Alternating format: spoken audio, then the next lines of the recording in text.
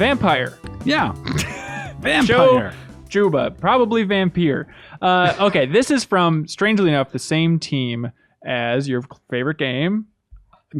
Well, it's not my favorite game, but I really enjoy Life is Strange. Life is Strange. Also from developer Dontnod. There we go. And they also made Remember Me, if you remember that little gem. But this game is wild. I feel like there is going to be that fan base for Life is Strange that are going to keep their eye on this.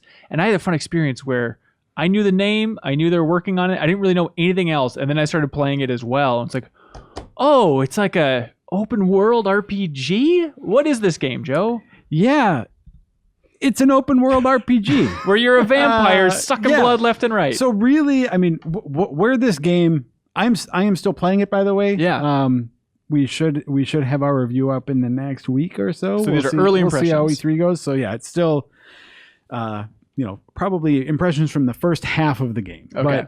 But I think what's so surprising about it for me is like how well the atmosphere of that sort of like gothic vampire thing comes across.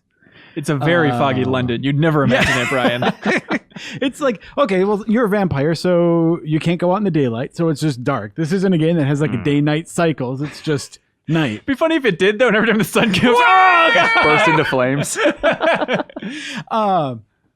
So they establish an interesting sort of dynamic to make you feel kind of predatory.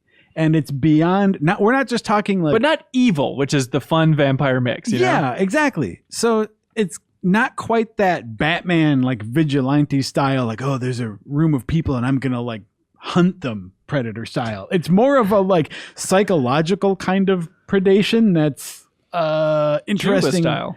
Because, so the core idea of the game, or, like, the progression anyway, is that like you're this doctor, and in order to get stronger as a vampire and like, you know, beat the bosses that the game throws at you, you need to feed on NPCs. But these NPCs aren't just like randomly generated, just like roaming around the streets. Like they have names, they have like dialogue trees, 401ks. Yeah. So 401ks, families at home, all that stuff. So you go and you talk to them. And the idea is by talking to them and by talking to other people in their community, you learn things about all the different people. So then the more you learn about them, the better their blood gets for some reason. Oh, I thought it's because there's a blood quality rating. I thought that was just baseline. Everybody had different blood, but it improves the more you talk to them. Right. So the more you learn about people, the better their blood quality, which means that when you do eventually eat them, you get more experience for it. So it's this weird game of like restraint and optimization to be like, all right, I could eat you, but I'm going to learn a little more about you first and like get you to trust me so you tell me things so that I get the most experience. When Games are like, fun, you guys. It's like this weird like romancing thing.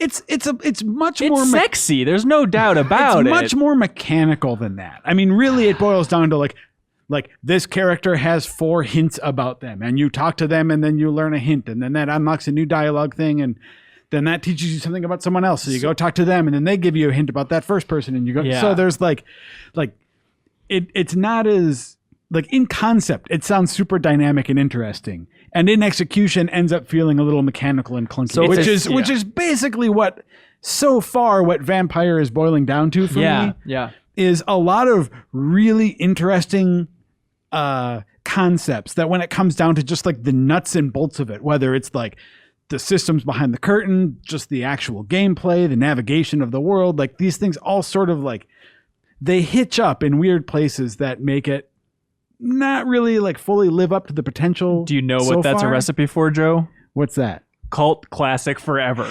Yeah, I mean, it definitely. I would say there's an element of like I'm a big fan of Deadly Premonition, for instance. Like it could be something similar to that, or even it reminds me a little bit of like Kingdom Come Deliverance. Like I think there is going to be a fan base for this game, and people will be talking about it. The JV Gwaltneys of the world will always love Vampyr. Talking about, why don't they make more games like that one where you build the blood quality up and then suck them dry? But there's like 4. One thing that they are like try to emphasize is the importance of choice. So many games do that, but I mean, like what they do with this one is try to convey the idea that you can choose to feed on people if you want to. You're going to need to at some point to like. Is there a meter? I guess I haven't felt that need yet. In combat, I do a little quick bite to get some blood in me, but that's about all I've done so far. No. That's There's right. like the enemies that you encounter, like what your level is determined by how much blood or like how much experience you have spent in your skill trees. Okay.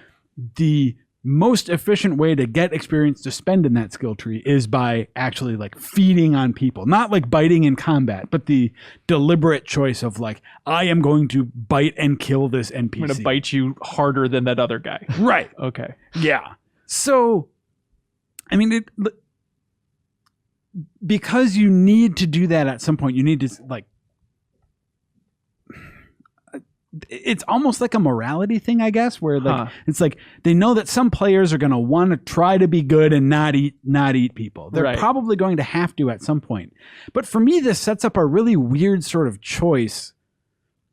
When you're talking about choice in games, like let's say you're dealing with like Mass Effect, right? Sure. Do you kill the Rachni Queen? Do you not kill the Rachni Queen? Mm-hmm. Whichever choice you take, you want to see some ripples for that. Mm-hmm. Yeah. But imagine if in Mass Effect the choice instead was, do you kill the Rachni Queen or do you get 3 skill points? It's almost like an apples and oranges situation where it's like one of them is a very like story and content focused choice and the other one is almost like a meta mechanical choice, and it feels weird to like hold those on opposite sides of the same, to have those hinge on the same moment. Sounds closer to the BioShock choice. Little Sisters. Not exactly, because in that one you still get there's still equivalents, right? Like in BioShock, if you harvest the sisters, you get Adam to spend on things. Mm-hmm. But if you don't harvest them, the little sisters give you new things that you wouldn't get if you had harvested them, right? So there's like, hey, here's gameplay reward if you do this, different kind of gameplay reward if you do this. But this is very different in the sense that like if you kill someone who's like the center of a community, you might be cutting yourself off from like side quests and storylines and other sorts of things that like happen just on a like narrative level of the game. But if you do feed them, then it's like, oh, you get these like experience to spend on abilities and stuff, which like I said, it just feels like a weird thing to like be on the same teeter-totter. I hear you. Know? Yeah, that is odd. I mean, it's a fascinating game to talk about. It's a really cool concept. I encourage players like look up gameplay footage first. Like it's going to be a little bit jankier maybe than you expect. Like the publisher is Focus Home Interactive. It's done some fine work, but you know, this isn't a huge monster budget of a game. And even like the combat, like it almost feels a little more MMO-y than I was expecting. Oh boy. And there are times, I mean, depending on how hard the enemies are, and I hesitate to even put this out there, but there are times when the game is almost trying to be a little like Souls-like or Bloodborne-y in the way that, but like it doesn't necessarily have the like refined combat to pull that off either. Interesting. Okay. So again, it's like it's ambitious and interesting in a lot of ways, and I am eager to keep playing it. I look forward to your review, Joe. And most importantly, the main character's hair looks exactly like Brian Shay's, and that's worth talking about. Oh yeah, it does a little bit. It's uncanny. Yeah. I keep hearing that. Do you really? No. Oh, okay. Nobody's talking about this. No, I'm just kidding. Overall, I'm super happy a game like this can exist. It is such a weird thing that I think there's going to be a fan base for it. I want to try it. Like even though you have given your thoughts and not all of them are positive, I do want to give it a shot. Good. There we go. Check it out, man. That was just a clip from a larger show called The Game Informer Show. You can find it on iTunes, Google Play, or GameInformer.com.